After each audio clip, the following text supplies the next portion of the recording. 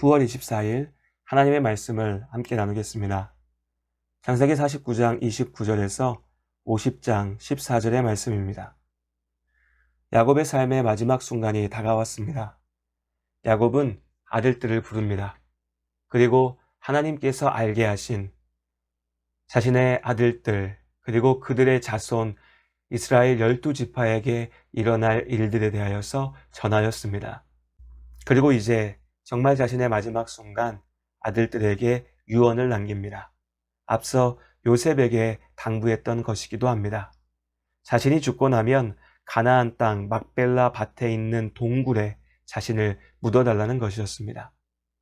이곳이 어디이길래 야곱이 자신의 매장지로 선택했을까요? 창세기 23장의 말씀에 보면 아브라함이 이 땅 막벨라 밭을 헷 사람들로부터 구입하는 이야기가 기록되어져 있습니다. 아브라함이 이 땅을 팔라고 했을 때에 헷 사람들은 아브라함을 존경하는 마음으로 우리가 그 땅을 거저 주겠다라고 말합니다. 하지만 아브라함은 극구 사양하면서 정당한 값을 치르고 그 땅을 구입하지요. 아브라함에게는 계획이 있었습니다.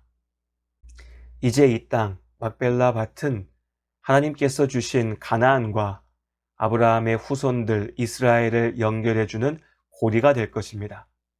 그렇게 아브라함은 막벨라 밭에 있는 동굴에 자신의 아내 사라를 묻습니다.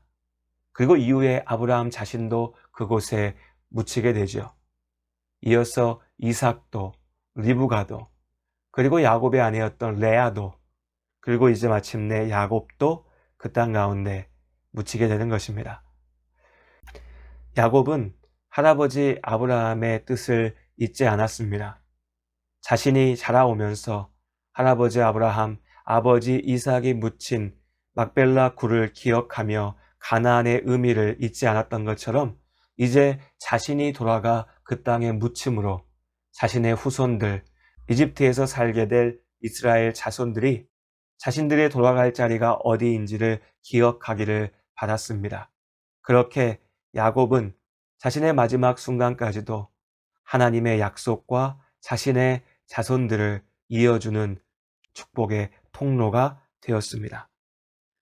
33절의 말씀에 보면 야곱이 숨을 거둘 때에 그의 백성에게 돌아갔더라고 기록되어져 있습니다.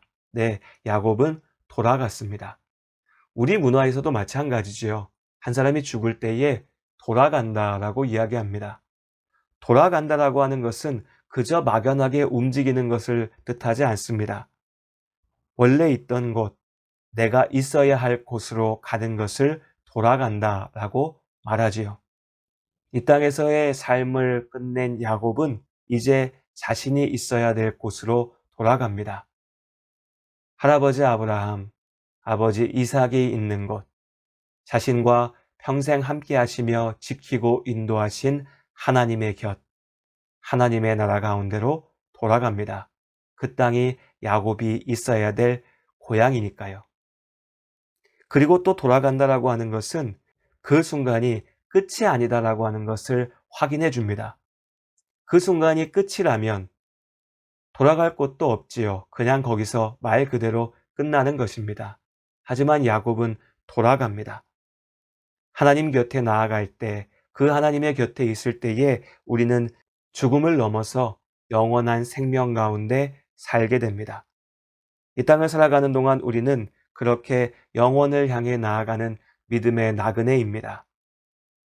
내가 누구인지, 내 삶이 어떤 의미를 가지고 있는지를 잊지 않을 때 우리의 삶을 제대로 살아낼 수가 있습니다.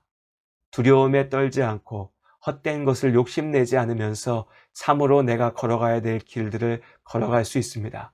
우리는 이 땅에 살다 죽으면 끝이 나는 삶을 사는 것이 아니라 영원을 바라보며 하나님께서 맡기신 잠시의 소명의 시간을 살아내는 믿음의 나그네입니다.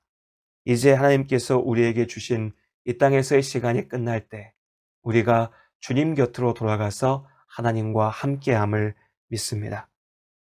이제 야곱의 삶이 끝났습니다. 야곱의 삶을 어떻게 평가할 수 있을까요? 저는 야곱의 삶을 축복을 전한 삶이라고 말할 수 있을 것 같습니다. 말 그대로 축복의 통로였지요.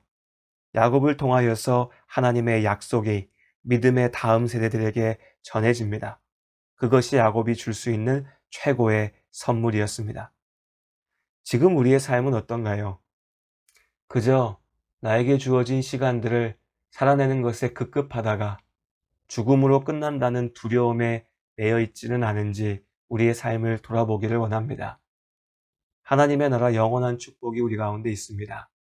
그리고 그 하나님께서 우리에게 맡기신 삶의 귀중한 소명은 우리가 받은 이 축복을 우리의 다음 세대들에게 전하는 것입니다.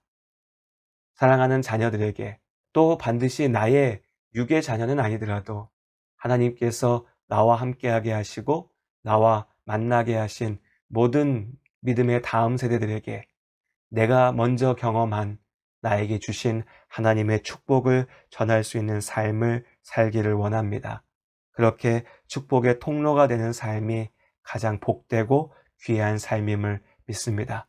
오늘 하루도 하나님 안에 살아가신 우리 모든 성도님들, 믿음의 나그네로서의 삶을 은혜 가운데 용기 있게 잘 살아내시기를 주님의 이름으로 축복합니다.